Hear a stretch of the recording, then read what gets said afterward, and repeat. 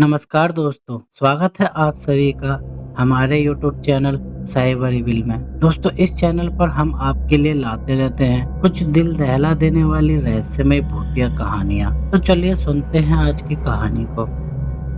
Footpath पर बैठा एक बच्चा सड़क की लाइट के सहारे पढ़ने की कोशिश कर रहा था। वह दिखने में बहुत कमजोर लग रहा था, जैसे उसने कई दिनों से कुछ खाया ना हो, लेकिन उसके चेहरे पर एक जुनून था जो कुछ कर गुजरने का था।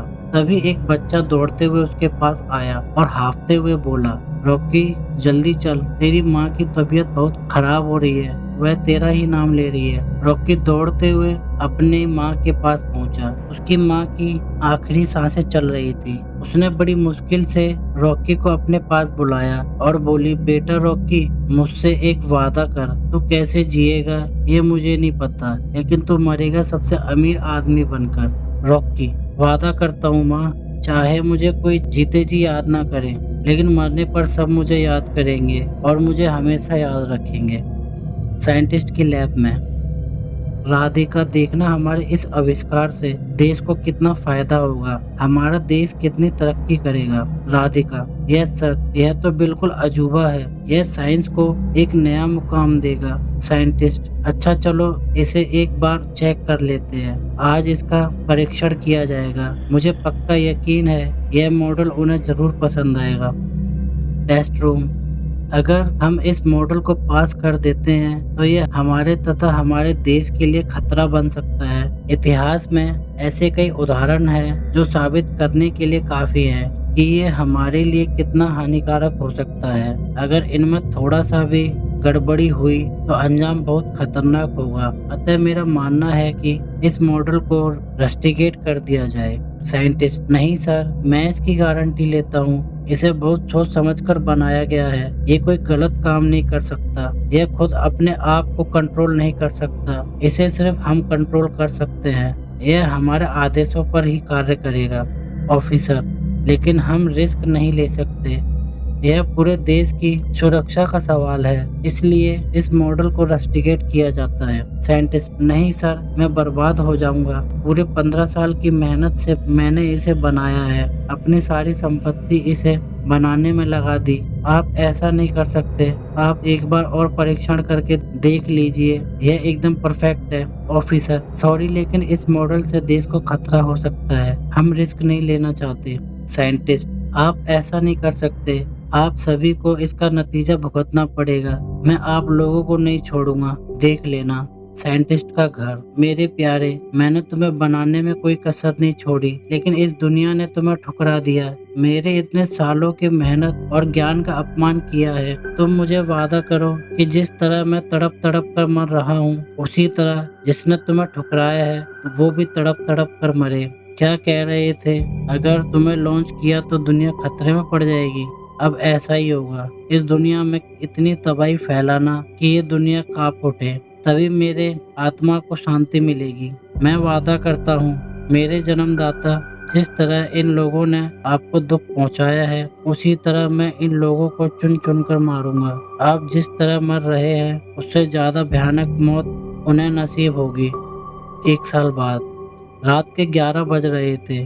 दिल्ली के सड़क पर एक ट्रक तेजी से चल रहा था। अचानक ड्राइवर की नज़र सामने से आती ही एक यात्रियों से भरी एक बस पर पड़ी जो अपना नियंत्रण खो चुकी थी। ड्राइवर के लाख कोशिश के बावजूद वह बस ट्रक से आकर टकराई, पर समय रहते हुए ड्राइवर और उसके साथी ट्रक से कूद गए। ड्राइवर कराते हुए खड़ा हुआ और अपने साथी को तलाशना शुरू करने लगा। वह उसके पास में बेहोश पड़ा था। फिर उसकी नज़र बस पर पड़ी तो उसके शरीर कांप उठा। ऐसा भयानक एक्सीडेंट, कई लोगों के टूटे लाशें बस के बाहर लटक रही थी। बस के पूरे परखच्चे उड़ गए थे। बस के अंदर से कराने और चीखने की आवाज़ें धीरे धीरे कम होती जा रही थी। तभी उसके साथी को होश आया। ड्राइवर ने उसे वहीं पत्थर के सहारे बिठा दिया और पुलिस को फोन करके बुलाने लगा। तभी बस के अंदर से आवाज़ें आने लगी, जैसे कोई बस के दरवाजे को पीट रहा हो। ड्राइवर बस की तरफ बढ़ने लगा। उसे लगा कि बस में कोई बचा हुआ है। बस का दरवाजा टूटकर धड़ाम से सड़क पर गिरा। चांद की रोशनी कम थी, लेकिन ट्रक के एक लाइट अभी भी जल रही थी, जिससे सब साफ साफ दिखाई दे रहा था। बस से एक 25-26 साल का नौजवान बाहर निकला। उसके बाहर निकलते ही सियारों के रोने की आवाज़ साफ सुनाई देने लगी। उस नौजवान का सर उसके कंधों पर लटक रहा था। उसका शरीर टूट-फूट गया था। उसके कपड़ों पर खून लगा हुआ था, जो टपक-टपक कर ज़मीन पर गिर रहा था। वह किसी जानवर की तरह रेंगने लगा और फिर धीरे-धीरे से खड़ा हुआ और अपने शरीर को ऐंठने लगा, जैसे अंगड़ाई ले रहा हो, जिससे चटर-पटर की आवाज़ें आने लगी। धीरे-धीरे उसका शरीर दोबारा जुड़ने लगा, जो थोड़ी देर पहले लटक रहा था। फिर उसने अपने सर को पकड़ा और उसे घुमाकर कंधे के बीच पर बिठा दिया, जिससे उसकी वापस गर्दन जुड़ गई। यह देखकर ड्राइवर और उसका साथी पूरी तरह से डर गए। वो डरते-डरते हनुमान चालीसा पढ़ने लगे, लेकिन डर के मारे मुंह से आवाज़ नहीं निकल रही थी। तभी उसे एहसास हुआ कि कोई उसे देख रहा है। वो पीछे पलटा तो थोड़ी दूर पर ड्राइवर खड़ा काँप रहा था। उसका साथी पत्थर के पीछे छिपा था, तो वह उसे देख नहीं पाया। ड्राइवर अकेला खड़ा काँप रहा था। वह उसके सामने आया और उसे देखने लगा, फिर उसके सर को सहलाने लगा। फिर अचानक अपने दोनों हाथों से उसका सर कुचल दिया। ड्राइवर वहीं ढेर हो गया। उसे देखकर ड्राइवर का साथी चीख पड़ा, जिससे वह उसकी तरफ बढ़ने लगा। तभी पुलिस की गाड़ी दौड़ी। गाड़ी तेजी से उसके पास आ रही थी, जिससे वह छलांग लगाता हुआ जंगल में गायब हो गया और जाते-जाते एक सबूत छोड़ गया, जिसमें लिखा था 2.0 और कहानियाँ खत्म हो जाती है। तो दोस्तों ये थी आज की कहानी।